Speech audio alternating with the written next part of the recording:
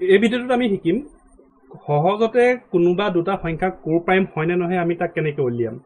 ইয়াতে মই কিছুমান সংখ্যা দিছো এনে কোপ্ৰাইম হয় নে নহয় আমি বিচাৰিব লাগে এতিয়া আমি কোপ্ৰাইম নাম্বাৰ কাক কওঁ যে যি দুটা সংখ্যাৰ কমন ফেক্টৰ 1 হয় বা 1 হয় হিহঁতক আমি কি বুলি কওঁ কোপ্ৰাইম নাম্বাৰ বুলি কওঁ এতিয়া চোৱা যদি সংখ্যা দুটা একৰ বাহিৰে বেলেগ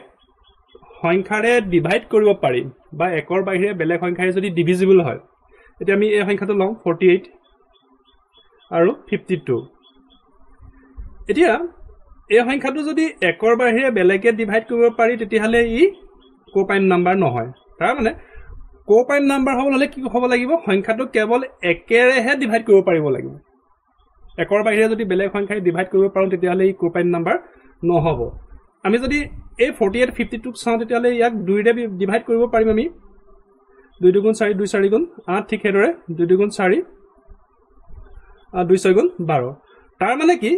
আমি একৰ বাহিৰেও ইয়াক কিহেৰে ডিভাইড কৰিব পাৰিছো 2 ৰে ই ডিভাইড কৰিব পাৰি তাৰ মানে তাৰ অৰ্থটো হ'ল কি এটো কোপ্ৰাইম নাম্বাৰ নহয় এটো কোপ্ৰাইম নাম্বাৰ নহয় ঠিক হেদৰে 9 আৰু 16 ক চাওঁ যে 9 16 ক একৰ বাহিৰে বেলেগ কিবা সংখ্যাৰে ডিভাইড কৰিব পাৰি এতিয়া চোৱা আমি যদি 9 টুক আৰু 16 টুক একেটা সংখ্যা হ'ব লাগিব কিন্তু বেলেগ বেলেগ সংখ্যা হলে নহব একেটা সংখ্যাৰে দুইটাক ভাগ কৰিব পাৰিব লাগিব যদি একৰ বাহিৰে বেলেগ সংখ্যাৰে ইয়াক ডিভাইড কৰিব পাৰি তেতিয়াহলে ই কোপ্ৰাইম নাম্বাৰ নহয় এতিয়া এই সংখ্যাটো চোৱা আমি যদি 2 ৰে 8ক 2 ৰে আমি 16 টুক ডিভাইড কৰিব পাৰো কিন্তু 9 টুক ডিভাইড কৰিব নোৱাৰো ঠিক এইদৰে 3 ৰে আমি 9 টুক ডিভাইড কৰিব পাৰো কিন্তু 16 টুক ডিভাইড কৰিব নোৱাৰো গতিকে আমি কি বুজিছো যে এই সংখ্যা দুটা একৰ বাহিৰে আৰু একো বেলেগ সংখ্যা নাই যাক যি সংখ্যাৰে আমি দুইটাকে একেলগে ডিভাইড কৰিব পাৰিম তাৰমানে কেৱল একে এনেকুৱা সংখ্যা যাক 9 আৰু 16ক আমি ডিভাইড কৰিব পাৰো গতিকে এটো কি হ'ব এটো কোপ্ৰাইম নাম্বাৰ হ'ব কিয় কোপ্ৰাইম নাম্বাৰ হ'ল কাৰণ এই 9 আৰু 16 সংখ্যাটো কেৱল একেৰেহে ডিভাইড কৰিব পাৰি ওকে নেক্সট ঠিক একেদৰে আমি যদি 32 আৰু 49ক চাওঁ 32 আৰু 49ক চাওঁ 2 ৰেটো আমি 32ক হৰণ কৰিব পাৰিম কিন্তু 49ক নোৱাৰো পাৰিম জানো ঠিক হেদৰে আমি 4 ৰে 32ক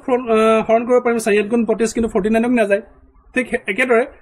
আমি যদি 7 লওঁ 7 সংখ্যাটো লওঁ যদি 7 এ কি হ'ব 7 ৰে 32ক হৰণ দিব নোৱাৰি কিন্তু 49ক পাৰি 7 7 is 49 তাৰমানে আমি কি বুজি পাইছো যে একৰ বাহিৰে এই দুটা সংখ্যাক আমি অন্য কোনো সংখ্যাৰে একেলগে ডিভাইড কৰিব নোৱাৰো একেটা সংখ্যাৰে আমি ইয়াক ডিভাইড কৰিব নোৱাৰো দ্যাটছ হোৱাই এটো কি হ'ব এটো কোপ্ৰাইম নাম্বাৰ হ'ব ঠিক হেদৰে আমি লাষ্ট 33 আৰু 51 চাওঁ এতিয়া এই সংখ্যা দুটাৰ ক্ষেত্ৰত কি হ'ব 2 ৰেটো আমি এটাকো ডিভাইড কৰিব নোৱাৰো 3 ৰে কি হ'ব আমি যদি 3 ৰে ডিভাইড কৰিব চাওঁ তেতিয়াহলে 3 11 গুণ 33 আৰু এইফালে 3 গুণ 3 3 7 গুণ 21 তাৰ মানে আমি কি বুজি পালো যে এই সংখ্যাটো একৰ বাহিৰেও 3 ৰে ডিভাইড কৰিব পাৰি এই সংখ্যাটো তাক একৰ বাহিৰেও 3 ৰে ডিভাইড কৰিব পাৰি 3 11 33 আৰু 3 17 গুণ 51 তাৰ অৰ্থটো কি হ'ল তাৰ মানে এই সংখ্যাটো একৰ বাহিৰে যেহেতু 3 ৰে আমি ডিভাইড কৰিব পাৰিছো তেতিয়াহলে এটো কোপ্ৰাইম নাম্বাৰ নহয় গতিকে আমি কি বুজি পালো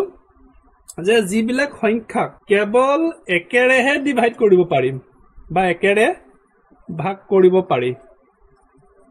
কৰিব পাৰি সংখ্যা দুটাক কোপ্ৰাইম নাম্বাৰ বোলে ওকে আৰু যদি একৰ বাহিৰে 2 3 অন্য যিকোনো নাম্বাৰে যদি তাক ডিভাইড কৰিব পাৰি তেতিয়াহলে হেতু কোপ্ৰাইম নাম্বাৰ নহব ওকে কথাখিনি মানে আশা কৰিছো কথাখিনি বুজি পাইছা